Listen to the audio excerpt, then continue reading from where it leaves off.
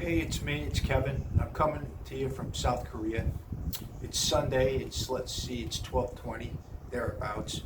And today I'm going to talk about a podcast I heard called The Rise and Fall of Mars Hill. It's about a guy named Mark Driscoll. And it was produced by Christianity Today. It's a 12-parter, and they have some bonus episodes. And it's not bad. It's kind of compelling. So I made some notes here. Here are my notes.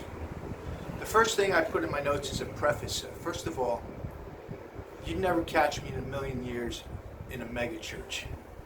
Whether it's a guy like Joel Osteen or Mark Driscoll or Stephen Furtick or Bill Johnson, any of those people, I would never be there in a million years. I'm just not into it. A regular church is hard enough. I have to go to church today, and and that's difficult enough. Never mind having to go to some huge cavernous place with a rock star preacher and a huge rock band drumming out tunes. I mean, who needs it? But with that said, I mean, to each their own. I'm not here to, maybe it's okay. It just doesn't appeal to me, is what I'm saying. The second thing is I want to talk about Mark Driscoll.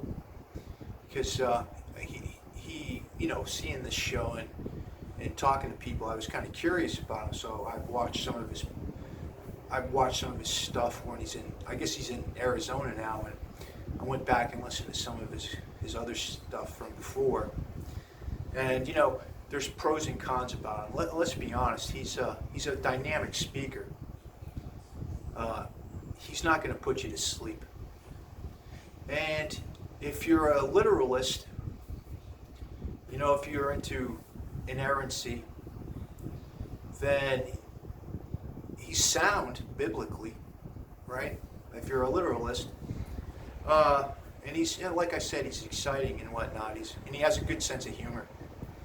His cons is at times he's a bit vulgar.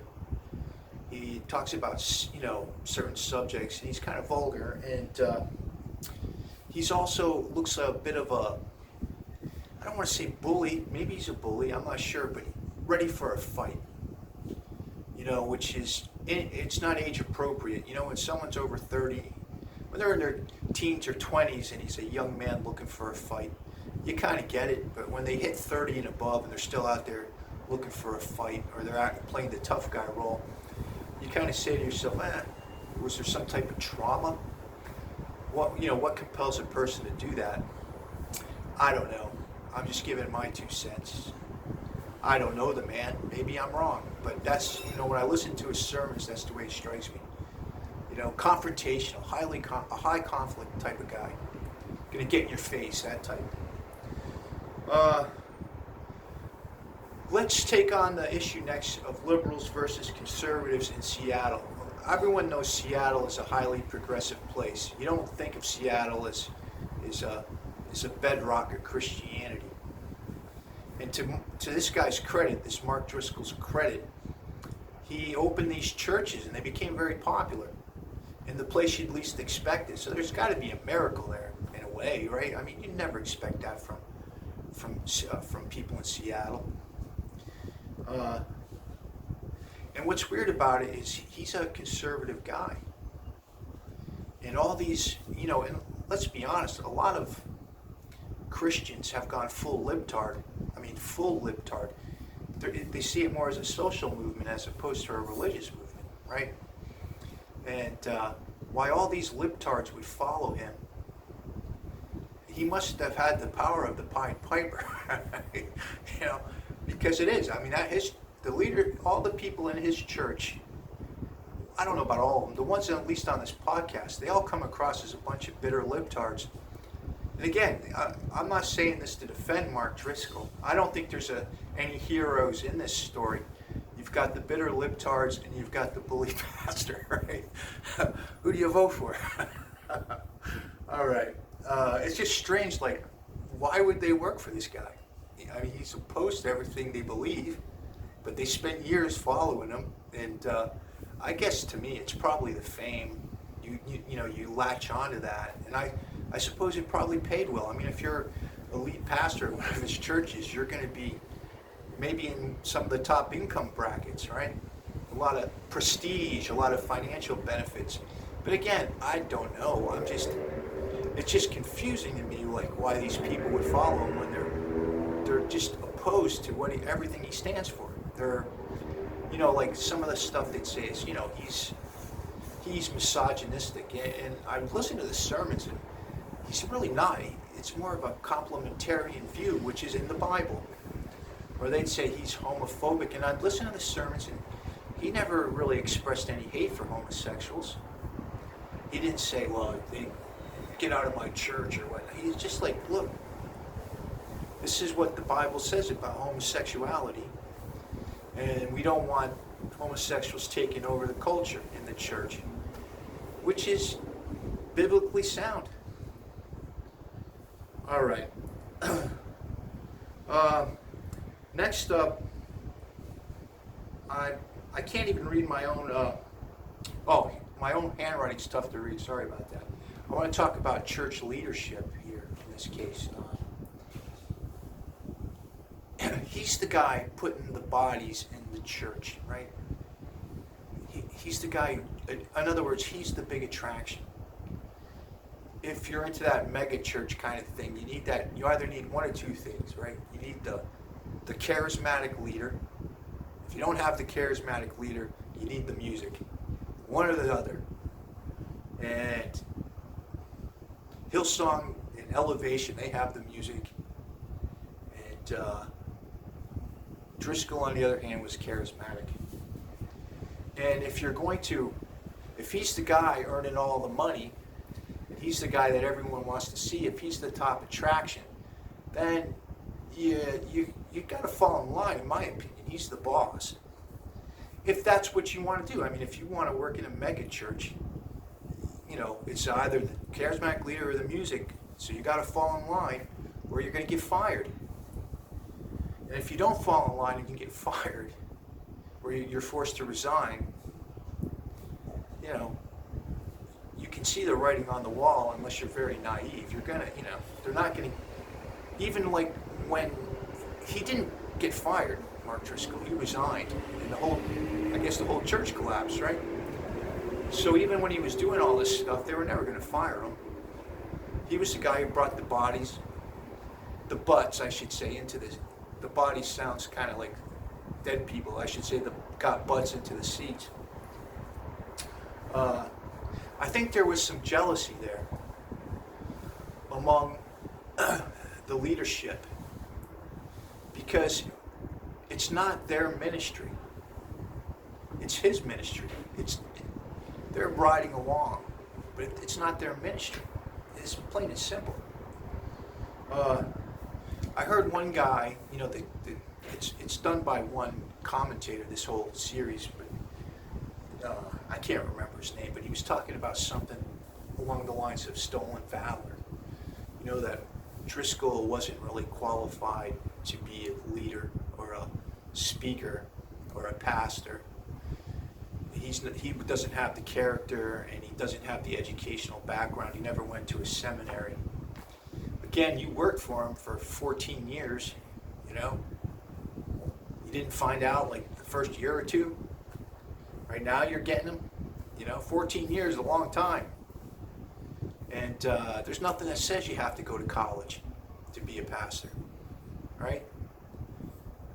Lots of pastors, lots of people who didn't have a great education, who rose up the ranks. It's not like he compared it to going to a doctor and asking him to fix your broken arm, and the guy doesn't have a medical degree. Well, being a pastor is not the same thing.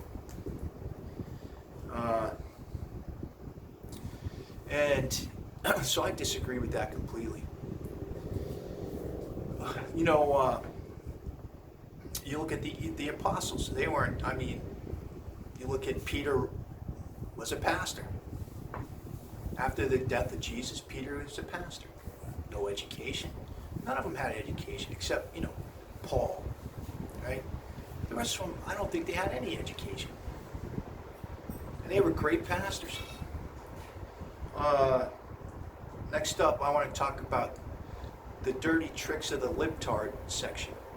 Again, this isn't a defense of Mark Driscoll, because I wouldn't go to a mega church, and I think, like, if you do go to a mega church, I don't understand the psychology, but I mean, they play some pretty dirty tricks. For instance, I already told you this. Driscoll is at least he was back then, a very vulgar man, that you don't expect that from a pastor. And he used to go by the name on a message board, William Wallace II. And he would write all these crazy stuff about, sex between men and women, married men and women. I don't want to he's not an adulterer or anything like that. But he's very, very blunt about sex between men and women who are married. And he'd write about what it means to be a man, because he's very macho. This is what it means to be a man. Never cry, right? You don't back away from a fight. That kind of, he's kind of like John Wayne or something, right? But the libtards played a lot of dirty tricks. So it isn't just Driscoll. I mean, for instance, one of the things they became very bitter, and they unmasked them. They said, okay, this William Wallace II and all this kind of stuff he wrote was actually Mark Driscoll. I don't know. To me, that's just, I don't know. It's Bush League. It's really cheap. That's when you don't have enough guts to actually face somebody and just tell them what you think. You go around their back. I can understand that we've all had urges like that. And when you get an urge like that, you go talk to somebody and say, look, I'm getting some bad thought. I'm thinking about exposing this. And then exposing this guy, and other people say, look, come on, leave it alone. There was another guy, named Sutton Turner, that they taught, who's another one of the enemies of the libtards. And one of the things about this church, which I would never do in a million years, by the way, is you'd go in and you'd have to confess all your sins, all your sexual sins in like meetings and whatnot. So they know all your secrets. Everything you've ever done, they know. And what they did to this Sutton Turner was they used it against him. They said, look, we don't like you, so you're going to have to resign, or we're going to give away all your sexual secrets and post them on the internet. To me, that's just awful. It boggles it boggles the mind. It's playing for blood, and I don't like it. And again, we all have those urges. I've had those urges to get people, to get my enemies, right? But those urges, when you think about them, and you talk to somebody about it, maybe a friend or a colleague, they'll talk you off the ledge, or you'll start coming down and just being not so angry, and more even-handed. And and as you get older, I might get, you get angrier when you're younger, but when you get to a certain age, you don't get as angry as you used to. But these were some angry libtards doing this. That's insane.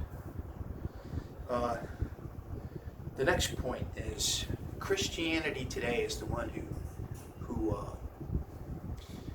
the podcast, who supported the podcast. It's under their YouTube channel or whatever. And after listening to some of the stuff first of all, when the entire church collapsed, portions remained open. It became all progressive and pro-feminism, pro-LGBTQ. The libtards took over the entire. Whatever was left, the libtards took over, and Christianity Today sounds like a place filled with libtards, and they're very disparaging toward the Bible. They cherry pick, right, the parts they like, and then they forget the parts that don't fit into their paradigm. And I don't trust. I don't trust that type of thinking. How they kind of warp the gospel or whatever to get to their end, right?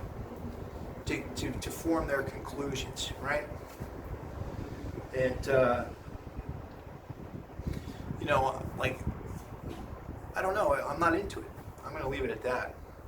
Anyway, this is it's at 15 minutes. And, nobody wants to hear me for that long, so I'm going to get going. I'm going to try to do this more often when I see topics. Anyway, when I see topics that interest me. Anyway, God bless. Happy Sunday. I think it's Saturday night in America.